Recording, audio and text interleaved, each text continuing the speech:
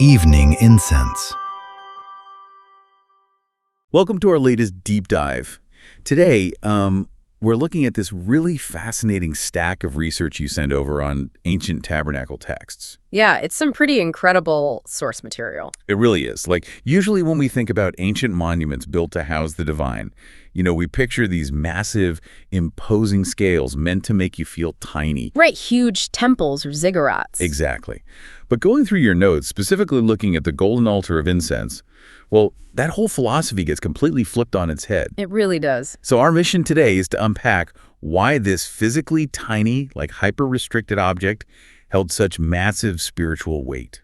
It's a great question because the physical footprint here is, well, it's completely inverse to its spiritual significance. We are talking about an object just 1 cubit long, 1 cubit wide, and 2 cubits high. Which is, that's incredibly compact. Yeah, very small. Just for scale, the bronze altar sitting outside the sanctuary was huge. Yeah. But this piece is like a tiny glowing podium. That's a really good way to describe it. And it was made of acacia wood completely enveloped in pure gold with this gold crown and gold-covered horns on its 4 corners. Like, why pour such intense, flawless craftsmanship into something so small?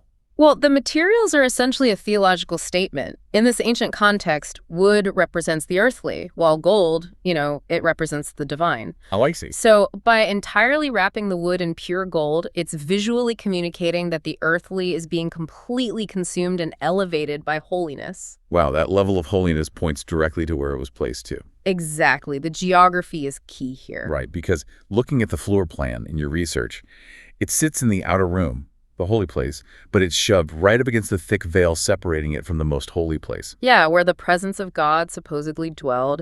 It was the absolute closest an object could get to the divine without actually crossing that curtain. I was actually trying to wrap my head around a paradox in your notes regarding that location. Oh, the inside-outside issue. Yeah, exactly. The texts say the altar physically sits in the outer room, but ancient writers often describe it as belonging to the inner room. Right, like the book of Hebrews, for example. Yes. But if it's outside, how does it belong inside? It feels like having a remote in the kitchen that only controls the living room TV. I love that. That is a perfect way to look at it. The altar's location was outer, but its function was entirely focused inward. In the ancient mindset, proximity and purpose were, well, they were strictly linked. So the smoke is doing the traveling. Exactly. The altar was the engine creating the incense smoke that would actually penetrate that veil. It wasn't just sitting passively in the outer room. It was actively participating. Yes, its effect was actively extending into the inner sanctum, basically acting as the threshold of closest approach. Well, operating an engine that close to the divine obviously required absolute purity. Your text lists some incredibly strict rules for this altar. Extremely strict. No ordinary offerings allowed. Right. No animal sacrifices, no grain offerings, no burnt offerings, nothing ordinary at all.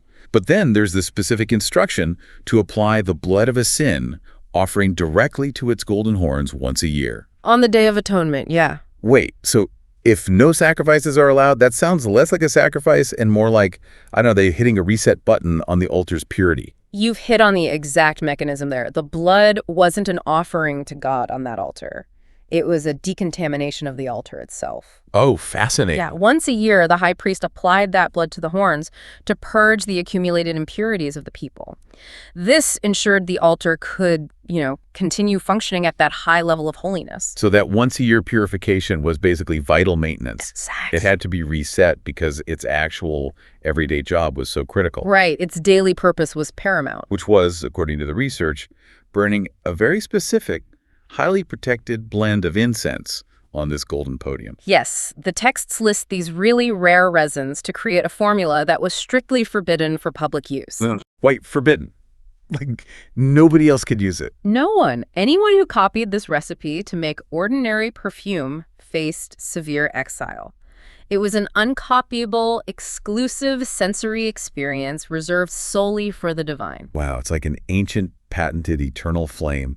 And the timing was super rigid, too. Oh, absolutely. Morning and evening, without fail. Yeah, the texts mandate this incense had to be burned every single morning and every single evening, exactly when the sanctuary lamps were tended. The fragrance and the fire had to rise together continuously. Which really forces us to look at how these ancient people viewed devotion. How so? Well, it wasn't about approaching the divine only when circumstances were favorable or, when they needed something. Right, like asking for a quick favor. Exactly. The spiritual requirement was a constant daily rhythm without a single day of absence. And I think that's why diving into your research today is just so relevant for you listening.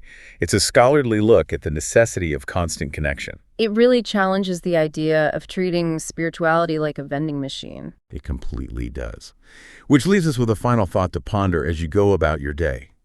If the golden altar required an unceasing daily rhythm to maintain a connection to the divine, what constitutes the morning and evening incense in your own daily life today?